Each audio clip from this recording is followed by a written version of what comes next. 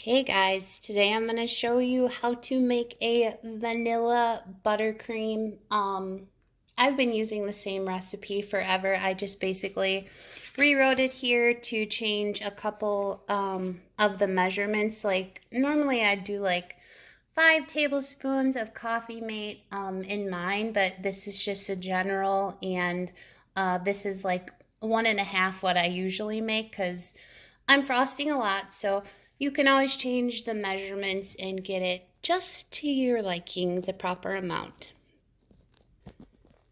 So obviously the start of a good buttercream is butter. I just have this Kroger salted butter. Normally I use Waiawega. I hope I'm saying that right. So we have 3 sticks of salted butter, which is also 1.5 cups. And I already cut it into little, you can see right here. I promise I'm going to get a tripod. So there we go. I cut it into even pieces and then I just kind of knock it around a little. And you can have that soften on the counter, or you can throw it in the microwave for about 40 seconds, and I'm going to do the microwave version. Be right back. 40 seconds and start.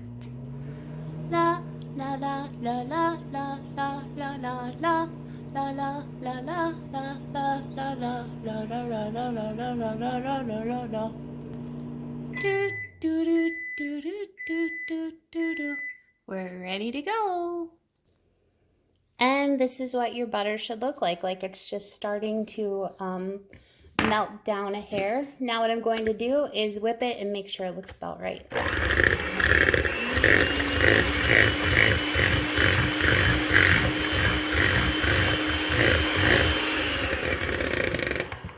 I can already tell that that's perfect, but I've made this like a million times. So I'm gonna go ahead and get this nice and fluffy. Whew, they were still spinning, just stopped them. So you can see that this is really nice and creamy. So it's time to move on to the next step. So what we have here is almost an entire 2-pound bag of powdered sugar. I use just the Kroger's confectioner sugar, powdered sugar. I find it has the best flavor. Like the Surefine stuff is terrible.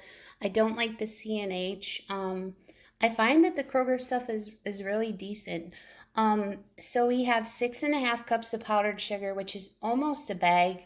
If you just wanted to throw the whole bag in, I would just add like a 1/2 teaspoon of liquid somewhere to balance that out.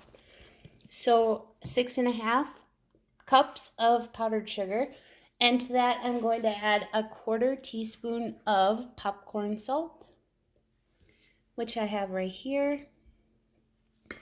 Now you can put this in with the butter and sprinkle it, or you can just kind of put it in with the powdered sugar and mix it around a little bit to get it started on blending.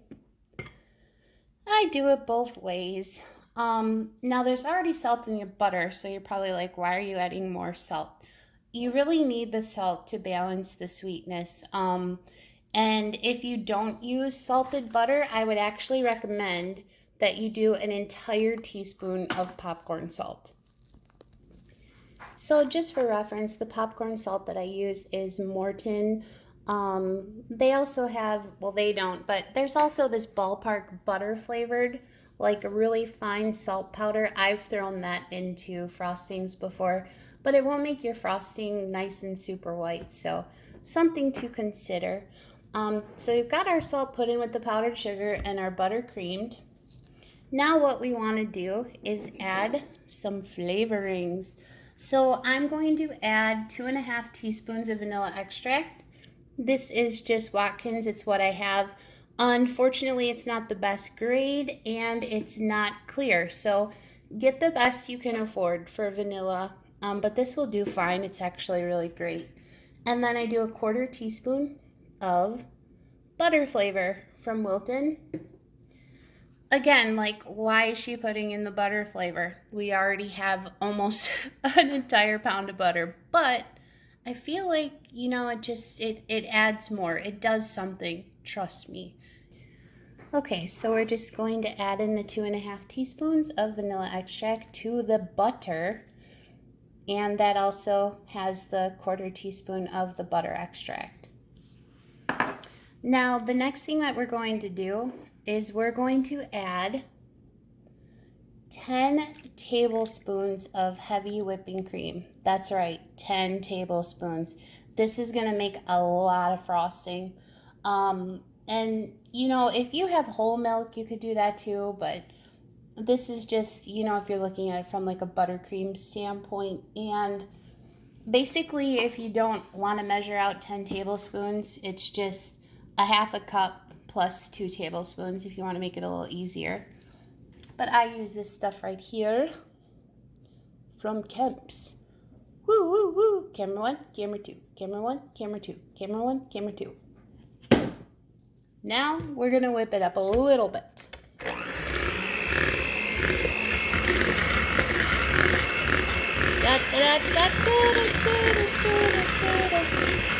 That looks pretty nasty, doesn't it?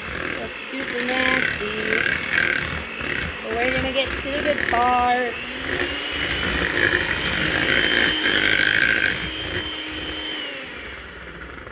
Don't whip it too much. You don't wanna puff it up too crazy.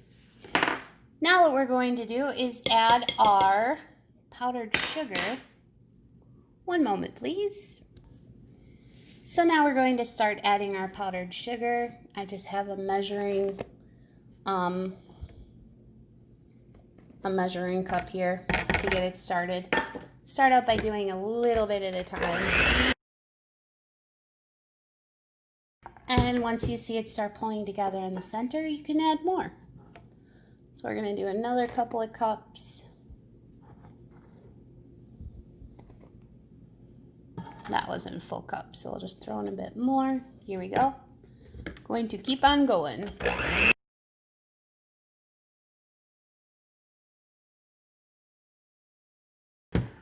And now we're going to add in the last of it, and we're going to start blending. So I'll just dump the whole bowl in. This really helps so you don't get like splashed everywhere with powdered sugar. And always just keep your beaters low and go slow.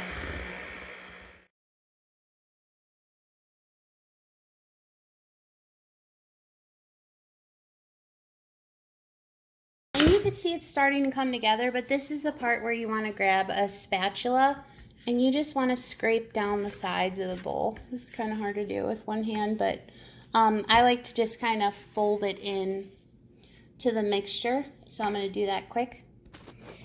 And I scrape down the sides of the bowl with the spatula. And I want to show you guys a tip. Whenever you have like a crap ton of frosting on your spatula, you can just go like this and wipe it on the little hand blender things.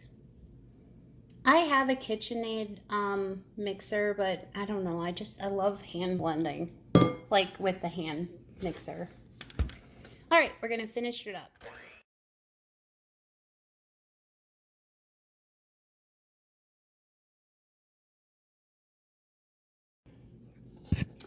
Alrighty, so you can see how smooth this is. Look at that. Oh my goodness. So if you're going to add a lot of color to it, let me get over to my color station. So basically I keep all of my colors in this really old Uncle Ben's rice tin from who knows when. That's just, I like to be really organized, so I kind of keep everything together. But I have a lot of little gel colors in there. And then I have some more gel colors.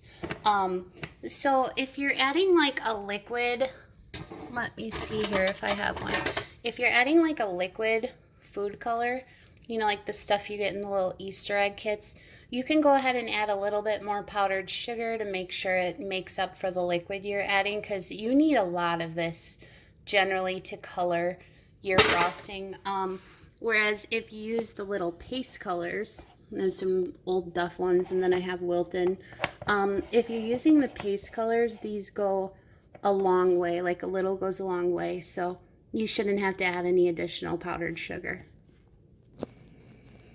Now, the last tip I'm going to give when it comes to making a buttercream is basically you know, make sure that you're dealing with room temperature items, you know, so make sure that the heavy whipping cream, you know, pop it in the microwave just until it's about, you know, your room temperature. Not too cold, not warm, not too hot. Just warmish. Blend everything really well. I'll probably blend this a little more once I quit recording. And if you want to make it cocoa, all you have to do is take out a half a cup of the powdered sugar and put in a half a cup of this. And you can bloom the cocoa powder with the butter if you like. Just when you have that butter getting warm, go ahead and put the cocoa powder in it, like sift it into the butter, and then blend it really, really well so you don't get those little lumps. But that's how you can make it chocolate buttercream. Just pull half a cup of powdered sugar and add half a cup of the cocoa powder. So that's it. I hope that you guys will enjoy this. This would definitely be plenty for like 48 cupcakes. If you want to go heavier on the frosting, you could, you know, cut it in half. I generally just make a bunch when I'm making a lot of stuff, and if I have extra, I'll keep it in the fridge for a couple of days and make somebody else like a treat with it or whatever. Not many people are going to decline baked goods, let me tell you that.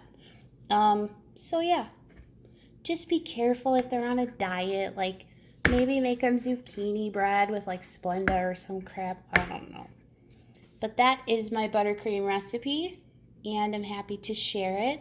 Let me know if you tried it, and enjoy your treats. Thanks for watching. Bye.